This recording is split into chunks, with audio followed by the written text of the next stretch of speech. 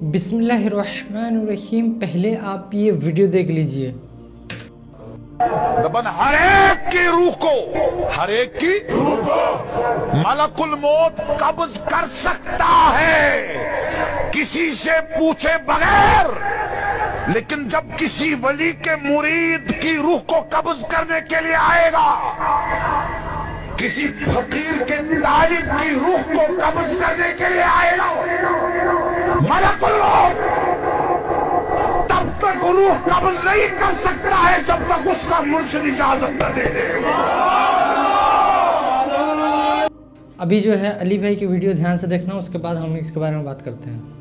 کوئی دنیا کا طبیب موت تو نہیں ٹال سکتا، کوئی دعا موت نہیں ٹال سکتی. موت ایک ایسی حقیقت ہے جو انبیاء سے بھی ٹلنے والی نہیں. کل نفس ذائقۃ الموت، ہر جان کو جس کے اندر بھی روح یا جان ہے موت کا مزہ چکھنا ہے.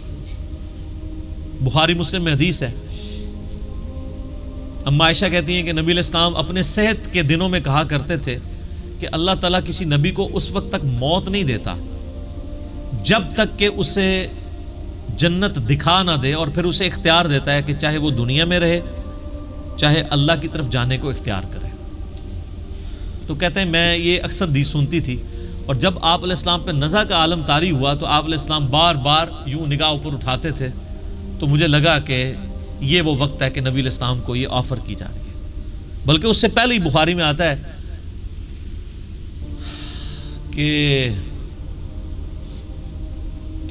نبی علیہ السلام نے ایک دن یعنی خطبہ دیا، اس میں آپ علیہ السلام نے وہ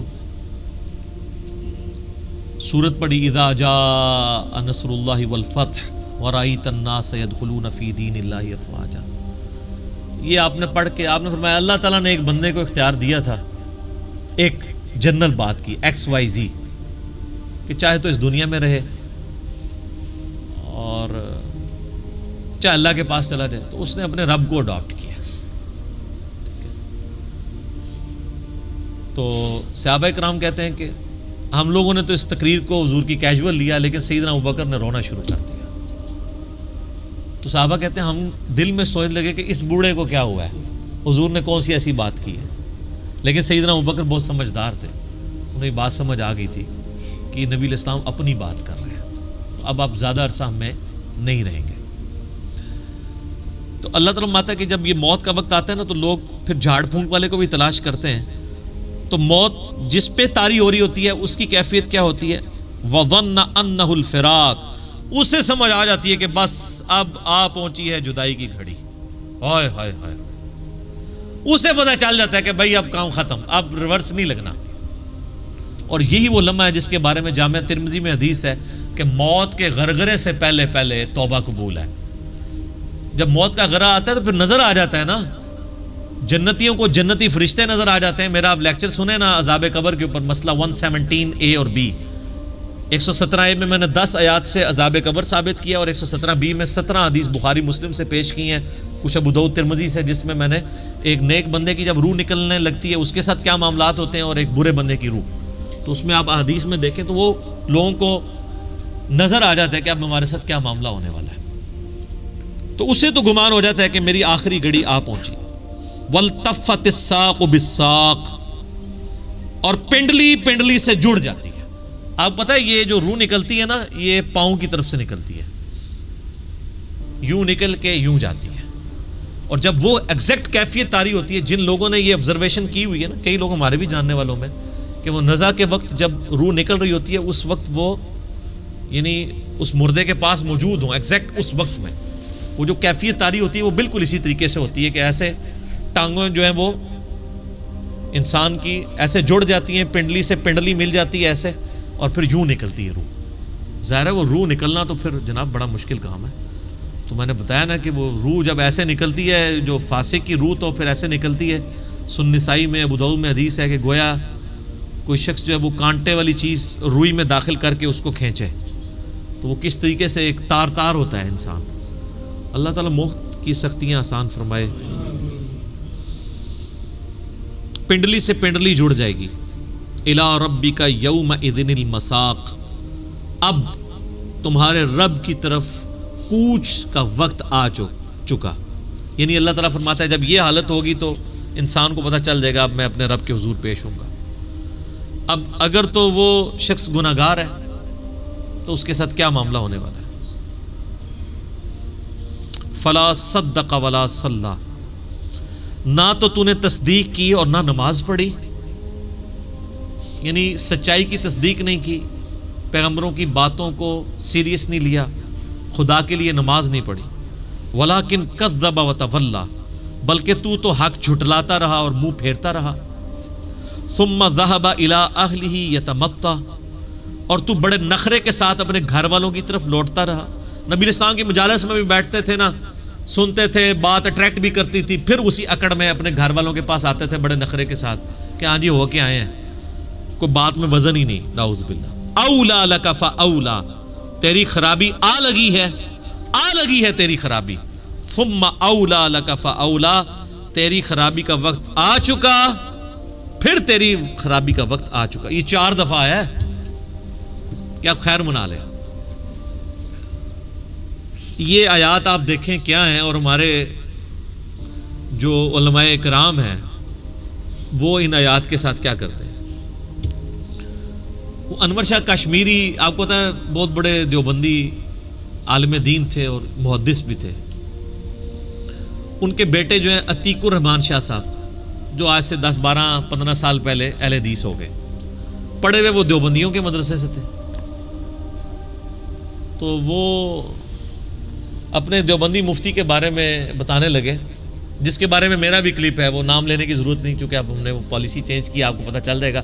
عبدالستار عیدی صاحب کے بارے میں جنہوں نے گندی باتیں کی تھی، تو میں نے پھر انہی کی گندی باتوں میں سے الفاظ چن کے ان کو اسی طرح کا جواب دیا تھا، اچھا کر کے.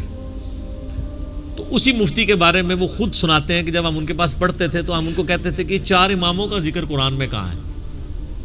قرآن تو کہتا ہے کہ امام تو پیغمبر ہے. سورہ بنی اسرائیل میں بھی آتا ہے کہ وقت کا پیغمبر جو ہے اس کے ساتھ اٹھایا جائے گا. سورہ بقرہ میں بھی، سورہ نساء میں بھی ہر شخص جو ہے اپنے امام کے ساتھ، امام سے مراد یا نامہ اعمال ہے یا اس کا لیڈر ہے. نبی علیہ السلام ہی گواہ امت کے خلاف گواہی دیں گے یا امت کے حق میں. تو کہتے ہیں وہ یہ آیت پڑھتے تھے، یہ قرآن میں 4 اماموں کا ذکر ہے. اولا لک فاولا ثم اولا لک فاولا. وہ کہتے ہیں یہ پہلا اولا جو ہے امام حنیفہ ہے، دوسرا اولا جو سر ہنس رہے ہو تسی علماء سے پوچھ کے پوچھ جے. ایک ذمہ دار دیوبندی عالم بتا رہا ہے جس نے خود پڑھا ہوا ہے، وہ کہتا ہے وہ یہ آیت پڑھتے تھے کہ یہ 4 اماموں کا پہلا اولا جو ہے وہ امام حنیفہ ہے، دوسرا امام مالک ہے، تیسرا امام شافعی اور چوتھا امام بن حنبل. حالانکہ یہ ترجمہ کیا ہے اس کا بن رہا ہے خرابی. دیکھ لیں تیری خرابی آ پہنچی. تو اللہ کے بندو، یعنی اماموں کو بدنام کروا رہے ہو تم لوگ. یہ امام بھی زندہ ہونا تو ان کی باتیں سنے، یہ قرآن کے ساتھ کیا تعریف کرتے ہیں. بولے اعوذ باللہ تعالی. تو اللہ تعالیٰ فرماتا ہے کہ تیری خرابی آ پہنچی، پھر تیری خرابی آ پہنچی، پھر تیری خرابی آ پہنچی، تیری خرابی آ پہنچی. ایحسب الانسان ان یترک سدی، کیا انسان یہ خیال کرتا ہے کہ اسے اسی طریقے سے چھوڑ دیا جائے گا؟ یعنی اللہ تعالیٰ نے بنا کے چھوڑ دیا ہے، یہ شتر بے مہار ہے، اس کو اللہ تعالیٰ نے اپنی مرضی پہ چھوڑ دیا، اس کو کوئی پوچھنے والا نہیں ہے. افحسبتم انما خلقناکم عبثا، کیا تو نے یہ گمان کیا کہ ہم نے تجھے فضولی پیدا کر دیا اور تجھے لوٹ کے ہماری طرف نہیں آنا؟ یہ وہی چیز ہے. الم یکن نطفۃ من منی یمنا، کیا انسان منی کا ایک بے قدر قطرہ نہیں تھا جو ٹپکایا گیا تھا؟ انسان کی حقیقت یہ تھی، ایک بے قدر، جیسے ایک بے قدر بیج زمین میں بویا جاتا ہے اس سے درخت نکلتا ہے، انسان بھی ایک بے قدر منی کا قطرہ تھا جو ٹپکایا گیا تھا. ثم کان علقۃ فخلق فسوى، پھر وہ علقہ بن گیا، لوتھڑا بن گیا. فخلق فسوى، پھر اللہ تعالیٰ نے اسے سنوارا، اس کے اعضاء درست کر دیے. یہ علقہ کا ترجمہ پہلے تو خون کا لوتھڑا کیا جاتا تھا، اب یعنی یہ ایک لیچ لائک سبسٹینس کی بات ہے جو رحم مادر کے ساتھ چپکی ہوتی ہے، جو وہاں سے خوراک حاصل کر رہی ہوتی ہے. تو اللہ تعالیٰ فرماتا ہے کہ وہ علقہ بنا اور اس کے بعد اس کے اعضاء کو اللہ تبارک و تعالیٰ نے بالکل درست کر دیا. فجعل منہ الزوجین الذکر والانثى، پھر ہم نے اس سے دو قسمیں بنائی، مرد اور عورت، یعنی عموماً یا مذکر کی فارم میں کو پیدا ہوتا ہے یا مؤنث کی فارم میں. یعنی اللہ تعالیٰ فرما رہا ہے کہ ایک منی کے قطرے کو ہم نے ایک مکمل انسان بنا کے باہر نکالا. اس میں ماں باپ کی تو کوئی کنٹریبیوشن نہیں ہوتی ہے، ان کا تو اپنا ایک معاملہ ہوتا ہے، اور اللہ تعالیٰ ایک اس سارے کے سارے معاملات کو لے کے چلتا ہے آگے. الیس ذالک، کیا وہ ہستی جو اس بات پہ قدرت رکھتی ہے کہ ایک بے قدر پانی سے ایک مکمل انسان بنا کے نکالتی ہے. سر انسان پاگل ہو جاتا ہے کہ ایک بے قدر پانی، پھر وہ کس طریقے سے اس میں ڈیولپمنٹ ہوتی ہے، انگلیاں بنتی ہیں، آنکھیں آتی ہیں، ناخن تک بن جاتے ہیں، پورے اعضاء فٹ ہوتے ہیں، اور پھر وہ اس سب سے بڑی بات اس کے اندر جان ہوتی ہے، پھر وہ نکلتا ہے.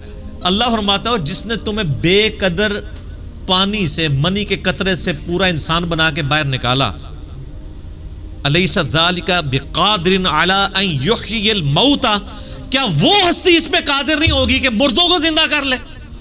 جب تم کوئی شے نہیں تھے، اس نے تمہیں پیدا کیا، تمہاری ہڈیوں سے تمہیں دوبارہ نہیں نکال سکتا. یہ اصل میں اس سوال کا جواب ہے جو شروع میں آیا تھا نا، ایحسب الانسان ان لن نجمع عظاما. انسان کہتا ہے یہ ہڈیاں کس طریقے سے جو ہے وہ دوبارہ ہوں گی. اللہ نے دنیا میں بتایا کہ تمہیں اس سے بڑا ایکسپیرینس کروایا جا رہا ہے کہ تم بے قدر پانی تھے اور اللہ تعالیٰ نے تمہیں ایک مکمل انسان بنا کے نکالا. اس کے اوپر گھنٹوں بولا جا سکتا ہے کہ انسان کے اندر اللہ تعالیٰ نے کیا کیا چیزیں رکھ دی ہیں. انسان، زمین و آسمان کی ساری مخلوقات مل کے ایک انسان کی کوئی چیز پرفیکٹ نہیں بنا سکتی، ساری مخلوقات مل کے. قرآن حکیم میں تو اللہ نے چیلنج دیا ہے نا سورہ حج کے اندر کہ جن ہستیوں کو تم پکار رہے ہو تم بھی، اور جن کو تم پکار رہے ہو یہ مل کے بھی ایک مکھی نہیں پیدا کر سکتے، اور مکھی ان سے کچھ چھڑا کے لے جائے تو اسے واپس نہیں لے سکتے. کتنے کمزور ہیں وہ جو پکار رہے ہیں اور وہ بھی جنہیں پکارا جا رہا ہے. ٹھیک ہے، اللہ کے تعارف کے اوپر میرا ایک یوٹیوب کے اوپر لیکچر ہے، ہو از اللہ، اردو میں ہی ہے، 1.25 گھنٹے کا. اللہ کون ہے جدید سائنسی حقائق کی روشنی میں. وہ آپ دیکھیں کہ انسان کے اندر اللہ تعالیٰ نے کیسی کوالٹیز رکھی ہیں، انسان پریشان ہو جاتا ہے. تو میرے بھائیو، امید ہے کہ آپ کو یہ ویڈیو سے بہت کچھ سمجھ میں آئی ہوگی. تو میرے بھائی بات کر لیتے ہیں پہلے والے ویڈیو میں، جہاں پہ ایک مولوی صاحب یہ تقریر کر رہے ہیں کہ جب ایک انسان کا موت کا وقت آتا ہے، اگر وہ کسی سے مرید ہوتا ہے، اگر وہ کوئی ولی سے، پیر سے مرید ہو کے رہتا ہے، تب اس کو تب تک موت نہیں آ جاتی جب تک کہ وہ اس کی پیر کے پاس سے جا کے اجازت نہ لے. نعوذ باللہ.